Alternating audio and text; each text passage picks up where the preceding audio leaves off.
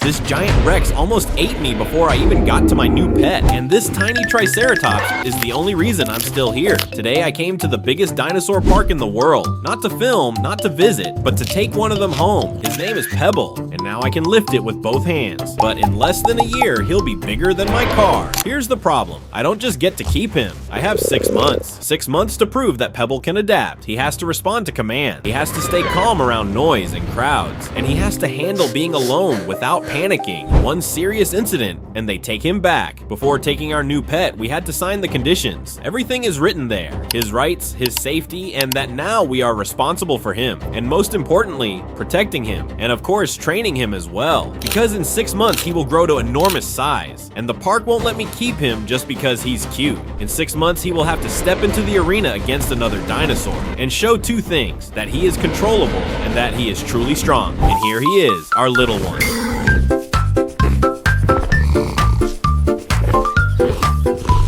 While we were still in the park, one of the huge tyrannosaurs escaped from its enclosure, and we had to get out of there as fast as possible. One of the staff members hands me a leash and says, "Take the baby, you should probably go." So we don't argue. We grab Pebble and get out of there as fast as possible. A little while later, Pebble is already at my house. First thing he does, eat. A lot. And after that, he just falls asleep right next to the bowl. Meanwhile, we're preparing a room just for him, a place where he can feel safe. Because if Pebble is going to stay with me for the next 6 months, this place has to feel like home. But I didn't expect what awaited me. First couple of days, everything looked way too calm. Pebble got used to the house very quickly. He woke up earlier than me, quietly walked around the room, and kept sniffing everything. The things that interested him the most were clearly not meant for Triceratops. For example, my sneakers. And one time I left them by the door. And 10 minutes later, I found Pebble seriously trying to eat them. After that, I realized one important thing. If something is lying on the floor, Pebble thinks it's food. But overall, everything was going perfectly. He even started responding to simple gestures. And at some point, I started thinking that everything would be much easier than it seemed back at the park. But there was one thing that still worried me. Pebble didn't like silence. When someone was in the house, he felt fine. He would walk around, explore, sometimes just lie down nearby. But as soon as I left the room, he immediately started getting nervous. First, he would snort quietly. Then he would start walking in circles. And one time he decided to break through the wall, but thank God his weight wasn't enough to break it and he just left a dent. Not out of anger, he just didn't want to stay alone. And that's when I remembered one of the conditions. Pebble has to handle being alone calmly, which means sooner or later we would have to test it. Honestly, I was hoping that moment wouldn't come so soon. But the very next day, I had to leave the house for just 10 minutes. And those 10 minutes showed that we had way more problems ahead than I thought. The next day, I realized that if Pebble is afraid of being alone, waiting for it to go away on its own is a bad idea.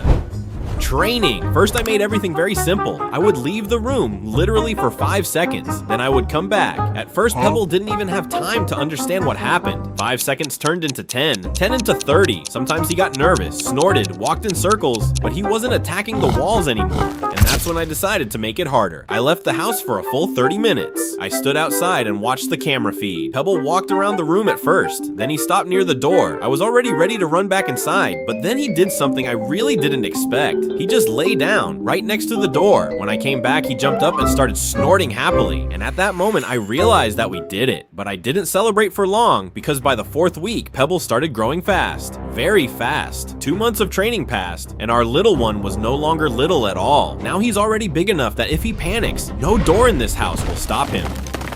And one morning I received the message I had been expecting. Time for the first evaluation. That meant only one thing. We were going back to the park, and this time we couldn't transport our little guy in a van anymore. So we called in a massive cargo helicopter, the Sikorsky CH-54. Pebble was no longer a tiny baby. He was a 2-ton giant that we somehow had to transport. We attached the cables to our dinosaur and began the journey. Today marks exactly 3 months since we took our big guy from the park. And today he will face his first test, his ability to stay calm and under control. They're going to test him in 3 different challenges.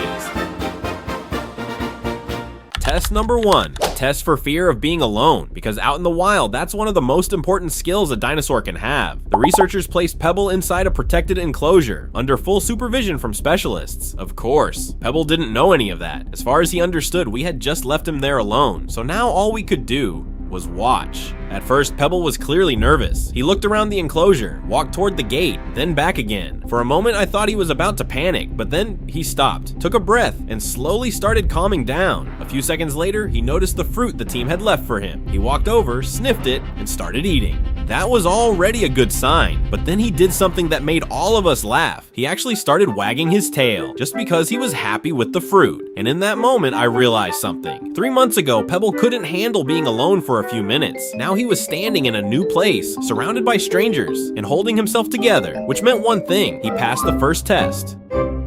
Test number 2, a test of reaction to noise, movement, and pressure. Because if Pebble loses control in a controlled environment, he won't be able to win the final test, a fight with another dinosaur. For this test, they brought him to a special training plощadka filled with huge city-style decorations to put maximum pressure on our big guy. Loud noises, flashing lights, moving machinery. Honestly, even I felt uncomfortable there. And Pebble was standing right in the center of it all. At first, they placed him on a special mark, and trained staff stood nearby in case of an emergency so they could step in immediately. Then it was time to begin. First, they sent a full-size bus down the rails, heading straight toward our dinosaur to try to scare him. But to our surprise, he didn't even flinch. Then suddenly, one of the decorations exploded behind him, but our Pebble barely reacted. And at that moment, I realized something. He wasn't just tolerating the stress, he was learning to move through it. And just like that, another challenge was successfully completed. After the test, Pebble got his reward, a huge bowl of fruit and an entire tank of his favorite milk.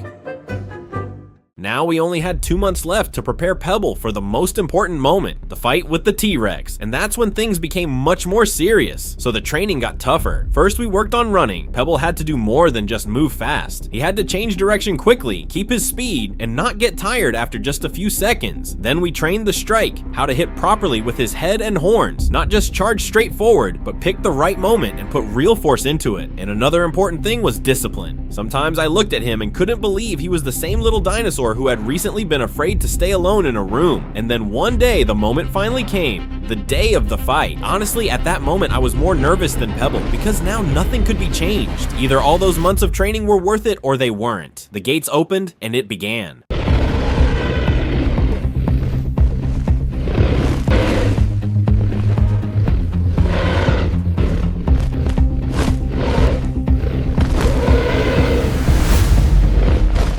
That was unbelievable! Look at him standing there! When it was all over, I was probably shouting louder than anyone else in that arena, because Pebble didn't just hold his ground, he won. But I also realized one important thing. You can't keep a giant like that in captivity forever, and that's exactly why I had to do what came next. We loaded Pebble onto a cargo plane and took off. We flew to Africa, to a massive dinosaur sanctuary where dinosaurs can live freely. This was the place where our dinosaur truly belonged. Saying goodbye took a long time, but it was necessary. Goodbye, Pebble. I'll come visit you again.